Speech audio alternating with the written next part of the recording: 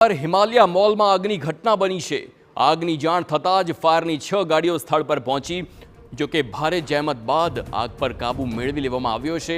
આખરે આ આગ શા માટે લાગી છે તેને લઈને તેનું કારણ અકબંધ છે, પરંતુ હિમાલયા મોલમાં આગની ઘટના બની છે। અમદાવાદમાં ડ્રાઇવિંગ રોડ પર આવેલા હિમાલયા મોલમાં આગની ઘટના। આગ કેવી રીતે લાગી તે હાલ તપાસનો વિષય છે, પરંતુ આગ લાગતા જ મોલમાં हाल अफरा-तफरी मची गई। संवाददाता नरेंद्र राठौड़ फोनलाइन पर है। नरेंद्र, हिमालया मॉल में आगनी घटना है, कोई जानहानिना समाचार?